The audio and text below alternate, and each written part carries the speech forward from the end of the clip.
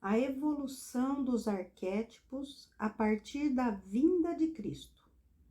Somente quando entramos nos reinos mais elevados, e particularmente na região do pensamento concreto, é que as verdades eternas são percebidas. Por isso devemos necessariamente cometer erros uma vez ou outra, apesar dos nossos mais sinceros esforços em procurar conhecer e dizer a verdade. Portanto, é impossível para nós construir um veículo totalmente harmonioso. Se isso fosse possível, tal corpo seria realmente imortal, e nós sabemos que a imortalidade da carne não é o desígnio de Deus, pois, segundo São Paulo, a carne e o sangue não podem herdar o reino de Deus. Contudo, sabemos que, atualmente, apenas uma pequena porcentagem de pessoas está disposta a viver em harmonia com a verdade, para confessá-la e professá-la diante dos seres humanos por meio do serviço e da vida reta e que não faz o mal. Sabemos também que isso aconteceu com muito poucos ao retrocedermos na história, quando o ser humano não havia desenvolvido o altruísmo que começou no nosso planeta com o advento do nosso Senhor e Salvador Cristo Jesus.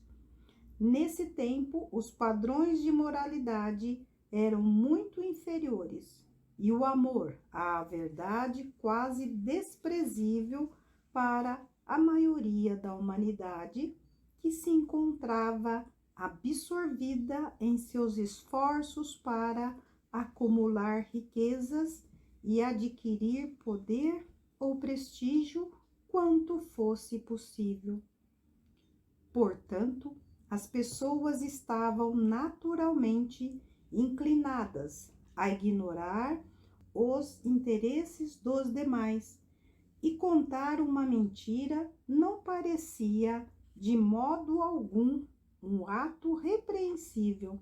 Pelo contrário, muitas vezes era tida como mérito. Consequentemente, os arquétipos estavam constantemente cheios de fraquezas, e as funções orgânicas do corpo atualmente estão prejudicadas em um grau bastante elevado, particularmente os corpos ocidentais, porque estão se tornando cada vez mais forte e mais sensível à dor, devido ao crescimento da consciência do espírito. Do livro A Teia do Destino, 7ª parte. A causa das enfermidades, esforços do ego para escapar do corpo, efeitos da lascívia. Max Heidel, Fraternidade Rosa Cruz. A assimilação dos frutos de cada vida passada acontece antes que o espírito desça para o renascimento e, consequentemente, o caráter gerado é totalmente formado e se expressa na sutil e móvel matéria mental da região do pensamento concreto, onde o arquétipo do corpo denso é construído. Se o espírito que procura renascer é amante da música, procurará construir um ouvido perfeito, com os canais semicirculares devidamente situados e com o tímpano mais delgado e sensível à vibração. Tentará formar dedos compridos e finos para executar os acordes celestes captados por seus ouvidos. Mas, se não apreciava a música em vidas passadas, fechava seus ouvidos aos acordes da alegria ou da tristeza. O desejo de se afastar da companhia dos demais, então formado, causaria o negligenciar a construir o ouvido, quando construísse o arquétipo, e como consequência, esse órgão seria defeituoso em um grau proporcional à negligência causada pelo caráter em sua existência anterior. Da mesma forma, acontece com os outros sentidos. Quem bebe de uma fonte de conhecimento e se esforça para compartilhar seu conhecimento com os que o rodeiam, estabelece as bases para adquirir a faculdade de oratória em uma vida futura, porque o desejo de comunicar seu conhecimento o fará prestar uma atenção especial na formação e fortalecimento de seu órgão vocal, quando estiver construindo o arquétipo de futuro corpo. Por outro lado, aqueles que se esforçam por acessar os mistérios da vida por simples curiosidade ou satisfazer o orgulho de seu próprio intelecto, negligenciam na construção de um órgão adequado para a sua expressão e ficam sujeitos à debilidade na voz ou ao impedimento na expressão da palavra. Dessa forma, vem-lhes o reconhecimento de que a expressão é um bem valiosíssimo, embora o cérebro de um indivíduo, assim aflito, não possa compreender a lição. O espírito aprende que somos estritamente responsáveis pelo uso que fazemos de nossos talentos e que devemos assumir nossas dívidas algum dia se negligenciamos em transmitir a palavra de vida para iluminar nossos irmãos ou irmãs no caminho, sempre, naturalmente, que estejamos preparados para isso.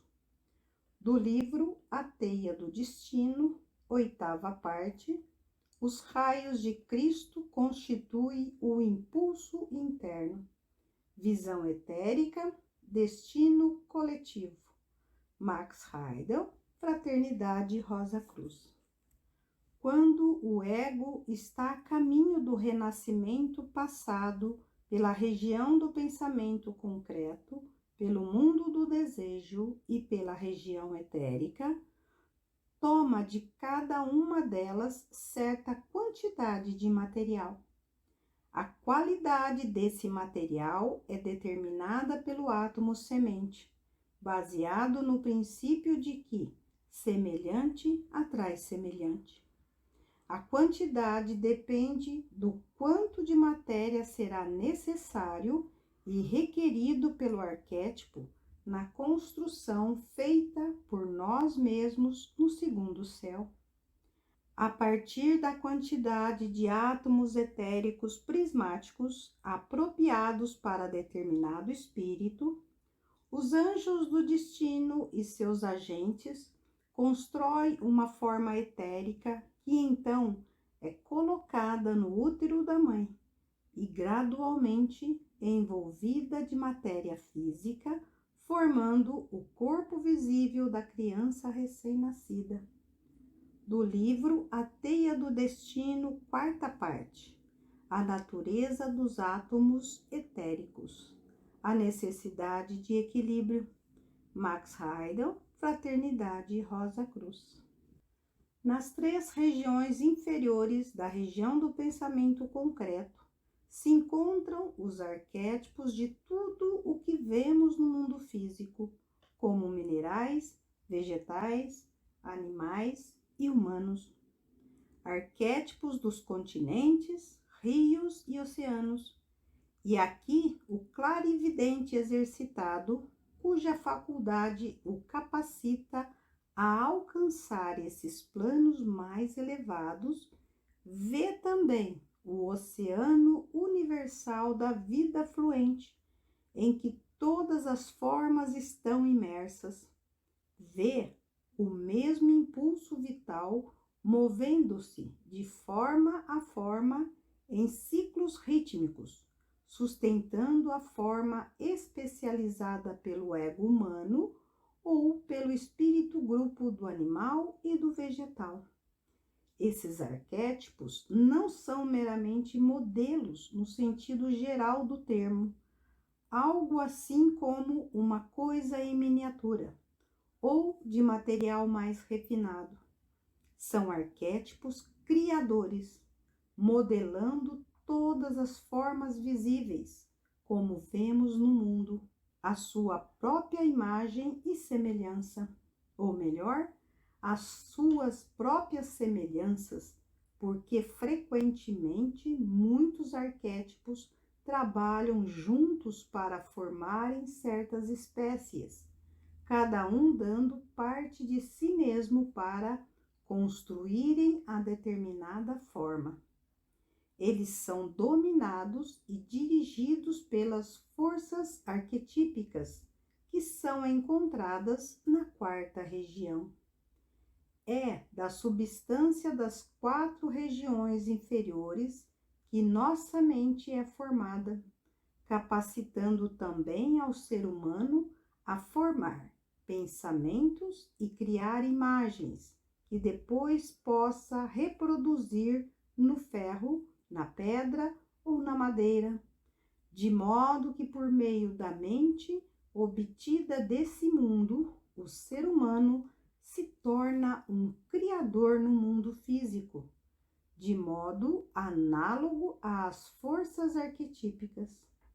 Mas o que é que dirige a mente, assim como as forças arquetípicas dirigem os arquétipos? É o ego, o qual obtém suas vestimentas das 3 regiões superiores que formam a chamada região do pensamento abstrato ou região das ideias. Do livro Cristianismo Rosa Cruz, Conferência 3, Visão Espiritual e Mundos Espirituais, Mundo do Pensamento, Max Heidel, Fraternidade Rosa Cruz.